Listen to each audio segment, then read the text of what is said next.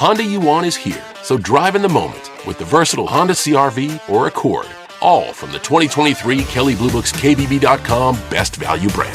For a limited time, well-qualified buyers can get a 3.9% APR on a 2024 Honda Accord and a 2.9% APR on a 2024 CR-V.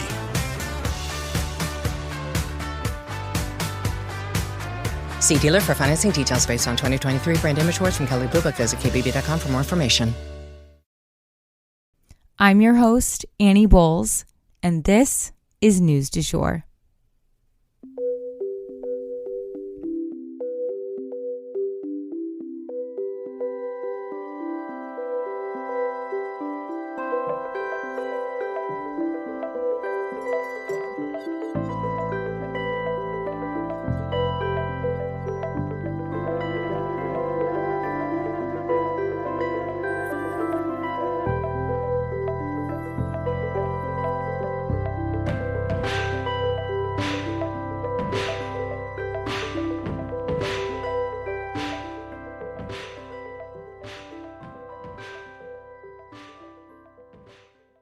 Welcome to News du Jour. You may be wondering, why am I, Annie Bowles, here hosting this podcast? I usually start by telling people I'm a political baby. You see, my parents met working on Capitol Hill. By the time I was 2, I had been in my first political commercial and even got lost crawling around the West Wing. Don't worry, Al Gore found me. My family then moved abroad when I was 9, and I attended an international school in Brussels with kids from all over the world. And it is this type of global perspective that I also bring to our show. I graduated from American University in DC after studying political science and art history, as well as interning on both sides of Capitol Hill. I even interned down the hall from where my parents met. I'm now pursuing a professional certificate in journalism at NYU in conjunction with Rolling Stone magazine. I guess I was always that friend in the group who cared deeply about not just what was going on politically, but also globally. I often kept my own friends informed through high school and into young adulthood, so I guess I've always done a version of this show. I'm genuinely passionate about following the news, and I'm here to break it down for you guys every weekday. We always strive to be a calmer space to get your news. Or, as one listener put it, like getting your news from a well-informed bestie. I'm so glad you're here. Okay, guys, today is the House Committee hearing for Senate Bill 1470.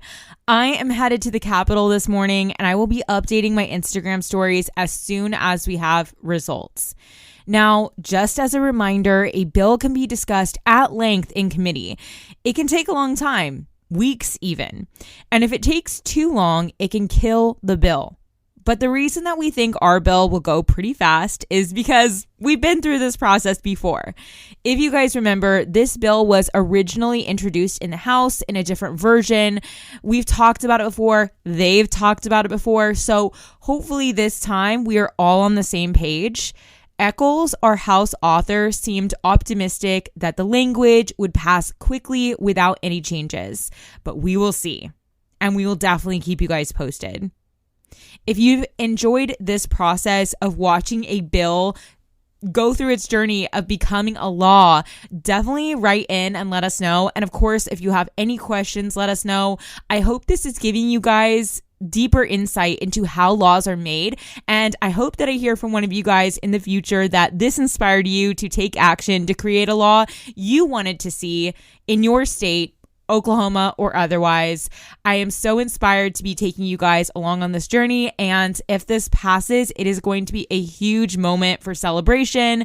We have a ton of other sort of projects to do with this bill in the works. So stay tuned. Events, articles coming out. So again, there's a lot in the works, and I really hope you guys will follow along with this journey. And thank you for following along thus far.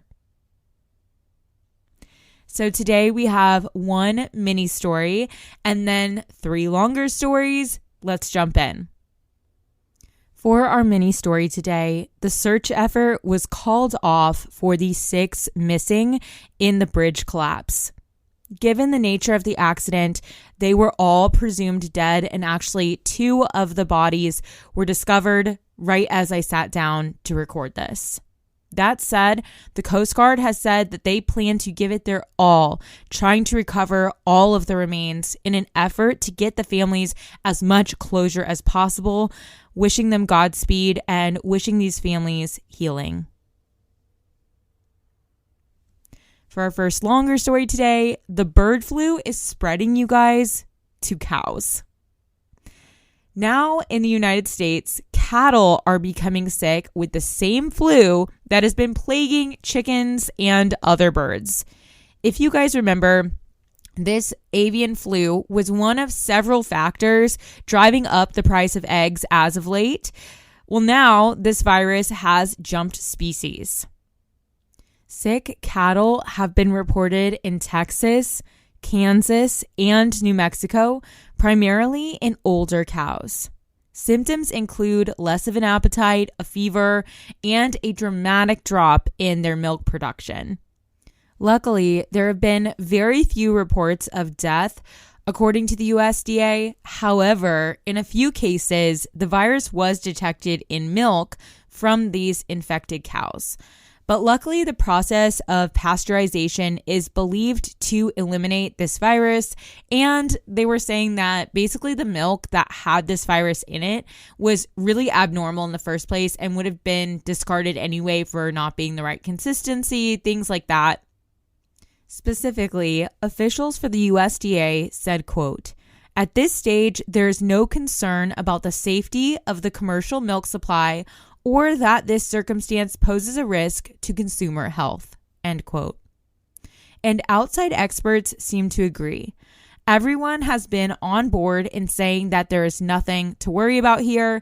Scientists are currently studying the virus, though, hoping to gain some insight into the disease in order to better understand any potential for risk. We will definitely keep you guys posted.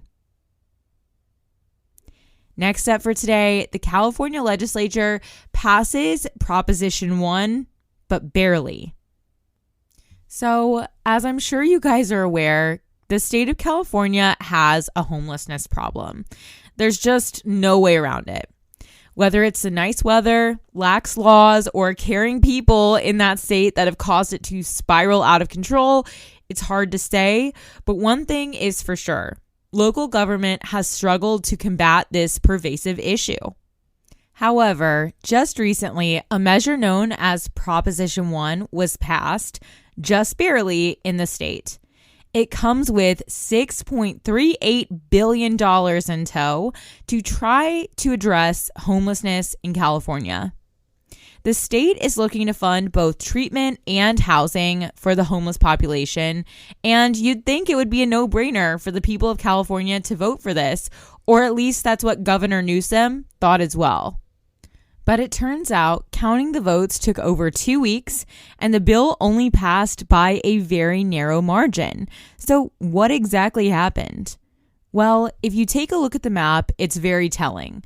It shows that the bill garnered a lot less support outside of the cities being affected by the pervasive homelessness. Those living in less populated areas were really not in favor of this measure.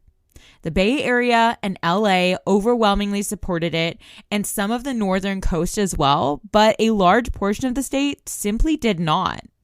Primary elections do attract a more conservative electorate who may oppose this type of measure simply because it's put forth by a Democrat governor, Governor Newsom.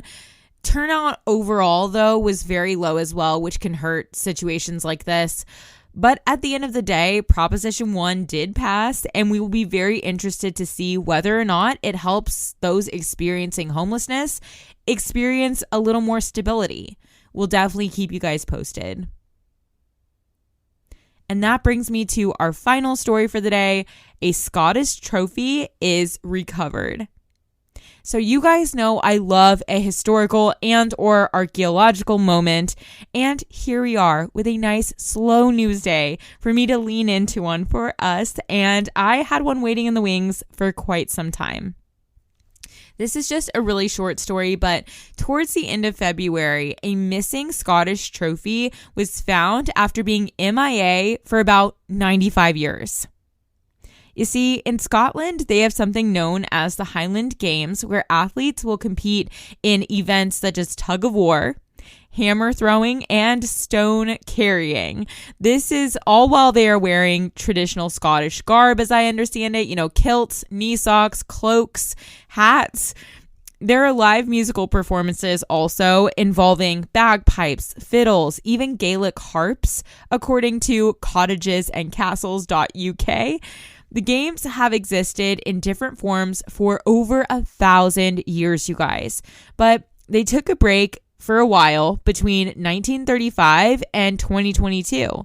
And when the games were being brought back in 2022, they began to search for a missing trophy known as the Rose Bowl. A man by the name of Charles Taylor had won the games in 1926, 1928, and 1929. By winning 3, he got to keep the Rose Bowl trophy. And guys, it is gorgeous. It's a wide-mouthed silver vessel that appears in the shape of a large flower and is detailed with floral carvings that look fairly historical based on my art history training. But I could not find more information on the carvings online to date them properly, but that floral vessel sits on a silver stand, and that stand sits on an intricately carved wooden stand with 4 legs. It is absolutely stunning, but it's very small, and the man who won it could not find it for a while. Eventually, it was recovered at Charles Taylor's grandson's home, and he was honored to return it to the games and entrust it to a future successful Scottish athlete. All's well that ends well, I guess. And that for today is the news du jour. Today, I wanted to leave you guys with the quote, "Never judge by appearances. A rich heart may be under a poor coat."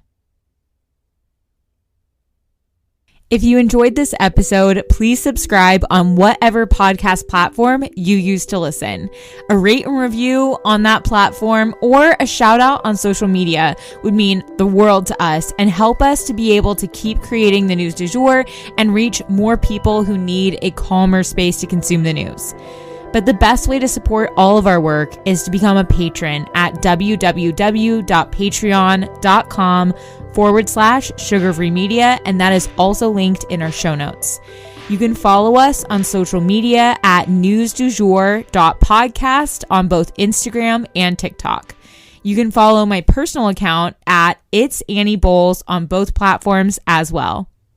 Any little noises you may hear in the background are my rescue pup. He has a little separation anxiety and always records with me. We appreciate you listening and look forward to telling you about the news again next time on News du Jour. Broadcasting from Oklahoma.